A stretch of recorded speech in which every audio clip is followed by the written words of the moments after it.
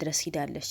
የገዛ ያጎቷ ልጅ ትላንት አባቷን ለዚህ ደረጃ እንዲበቃ ያደረገው ልጅ ልመና ሄዳ ልጅሽን ስጭኝና ልጅሽን እኔ ቤት ኑርና እኔ ቤት አገልግልና ነው እኔ ብር መሰጥሽ እንጂ ዞር በይ ብሎኛል ብላለች። ብዙ መከራ ሀታ ልመና በወጣሁበት እንኳን እኔ መኪና ውስጥ ግቢ በሴትነት ሊጫወቱብኝ ልጆቼ ብዙ ልፋት ብዙ ነገር ሁኜ ነው ያሳደግኳቸው። አሁን ልጄ መኪና ይዘዋል ምናምን ብላ ብዙ ነገር አውርታ ነበር። አልቅሳ ነው ለሉል የነገረችው ነበረው።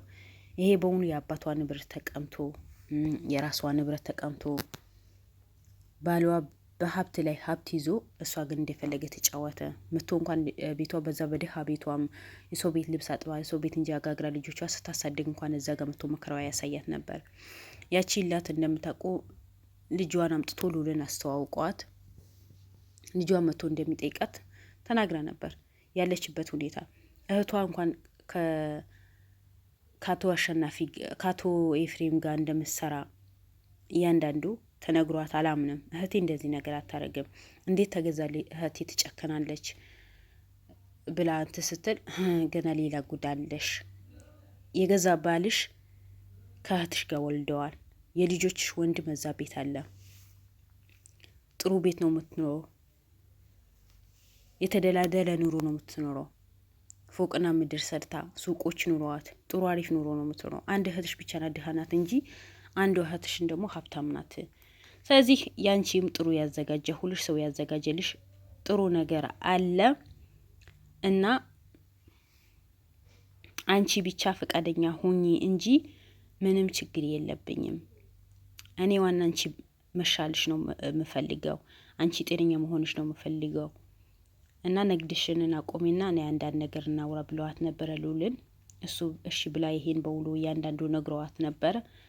በመጨረሻ አልቅሳ ሁና እህቴ እንዴት እንዲነገ ታረጋለች እንዴት በእኔ ላይ ጨክናለች ብላ ብዙ ነገር ሆና ነበር። ግን ሆነም ቀረ ልጇም እናቴ እንደዚህ አትሁኝ ዛሬ በእኛ ደርሰሻል ወንድሜ አንቺ ስልጣዋትና ማታ ነው የሚሰራው አንቺ ለማገዝ እኔም ደረስኩልሽ አሁንም ሁለተኛ የተገኘ ልጅዋም ደግሞ ይመጣል ያግዛቸዋል በሁሉም ነገር። ስለዚህ እናቴ እንደዚህ መሆን የለብሽም በአሁን ሰዓት ጥሩ ሁኔታ ላይ በደረስ ሰዓት በእኛ ደርሰሽ አርፈሽ የምትበይበት ሰዓት እንደዛ አትበይ በቃ እኛ ዘመድ የለንም አንቺና ወንድሜ እንጂ ሌላ ዘመድ የለንም ብላት ነበር። ትላንት ደግሞ ሉል እንዳያችሁ የሆነ ሰርፕራይዝ አላችሁ ከሆነ ሰው ጋር አገናኛችኋለሁ ብሏቸው ነበር። ሚዲያ በመውጣታቸው ጠቀማቸው ሉልን ማግኘታቸው ጠቀማቸው። የሉል እህት ናት የእሷ ሰበብ የሆነቻት የሉል እህት መጥፎ ነገር ሊያደርጓት መስተፋቀር ሊያስሩባት አደጋ ውስጥ እንድትገባ ሉልን ደግሞ በእሷ ቢዚ እንዲሆን ከነሱ ጋር እንዲራቅ አድርጎ ነበር አቶ መሳይ። ግን አልተሳካለትም። አቶ መሳይ ያደረገው በሙሉ አልተሳካለትም። ልጁም ከእናቱ ጋር ተገናኘ። እሱ ሉልን ወጥመድ ውስጥ ተከተዋለሁ ብሎ ራሱን ወጥመድ ውስጥ የገባው አንድ ልጁ አጣ በልጁ እምነት አጣ። ሁለተኛ ደግሞ እናትህ መጥፎ ናት እናትህ እንዲነገር ናት እናትህ እንዲነገር አላት ብሎ የነገረውን ግን እናቱ ያገኛት ባዶ ቤት ምትበላው ምትቀምሶ የሌለበት ሚላስ የሌለበት ቤት ነው እናቱ ያገኛት። እናቴ በዚህ ቤት አትኖርም ብሎ ነው ከሉል ጋር የተማገጠው። ግን በመጨረሻ አቶ መሳይ እንዳፈረ እርግጠኛ ነኝ። ስለዚህ እሱ የሉልን ጉድጓድ ውስጥ ተጨምረዋለሁ ሉልን ያልሆነ ቦታ ከተዋለሁ ብሎ ባሰበበት ግን እዚህ ጋር ጥሩ ነገር ተሰራ። እነሱ ሚዲያ በወጡበት ይሄ ጉዳቸው ባየበት የድሮ የአባቷ ጓደኛ ልጅ ለንደን አገር የሚኖር ቤት እንዲገዛላቸው 3 መኝታ የሰራተኛ ክፍል ያለው ሁሉ ነገር ያለው ሙሉ ክፍያ ከፍሎ የቤት ባለቤት አደረጋቸው። አንዳንዴ ተገፉ አንዳንዴ በህይወታችሁ ሲቸግራችሁ ሲርባችሁ ሲጥማችሁ ብዙ ችግሮችን ስታዩ ለምን ቸገረኝ ለምን ጠማኝ ብላችሁ ፈጣሪያችሁ ማማረር የለባችሁ።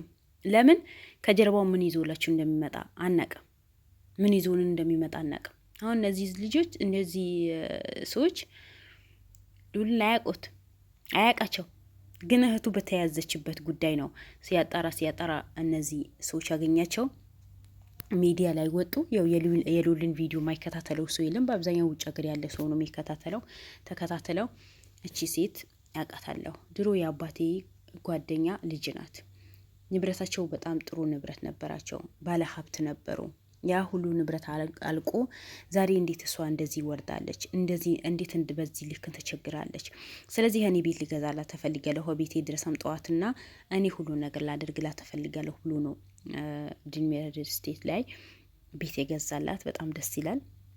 እናታችን እንኳን ደስ አለሽ፣ እህታችንም እንኳን ደስ አለሽ። ምክንያቱም እናትሽ እዛ ጋ አንገቷ ደፍታት ስታለቅስ አንቺም ከሷ አልቀሰሽ ነበረ። ሴት ልጅ እናቷ አንገቷ ስደፋባት ደስ አይላትም። በቃ የሆነ ነገር አድርጊ እናቴ ባስተስት ነው የምትለው ሴት ልጅ፣ ወንድም ልጅ ቢሆን እንደዛ። እና ዛሬ ለዚህ ስለበቃችሁ በጣም ደስ ብሎኛል። ሉላችን በርታ፣ የኛ ጀግና። ሁሌ ወደፊት እንጂ ወደ ኋላ የሚባል ነገር የለም። ይሄ ጉድ የሰራችሁ ያንተ እህት ናት። ያንተ እህት እዛ ቤት ባትሄድ እዛ ቤት ባታገኛት ኖሮ እነዚህ ሰዎች እንደወደቁ ነው የሚኖሩ ነበረው።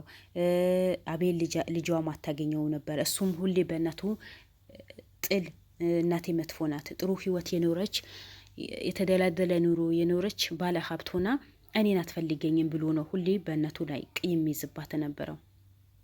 ግን እህትህ እዛ ቤት በመሄድዋ አንተ ነገራቶችን ከስር ስር በማጣራትህ ነው ዛሬ እችን እናት ካለችበት ጎጆ ወጥታ ይህን የመሰለ ቤት ለዛው መሀል ከተማ ላይ ቤት እንድታገኝ የተደረገው። እና ሁሉ ነገር የፈጣሪ ትእዛዝ ነው። የሆነ ነገር ይፈጠራል፣ ከጀርባው ጥሩ ነገር ይዘው ይመጣል። ለአንተ እህት መጥፎ ቦታ ላይ እንድትወድቅ አደረጉ፣ ግን የሌላ ሰው መንገድ ከፈተች፣ የርስቅ በር ከፈተች፣ ካሉበት ስቃይ እንዲወጡ አደረገች። ግን የዚህ ሁሉ ሰበብ አንተ ነህ እና አንተ ሁሌ እኔ ደስተኛ የሆነ ኑሮ ነው የምመኝልህ።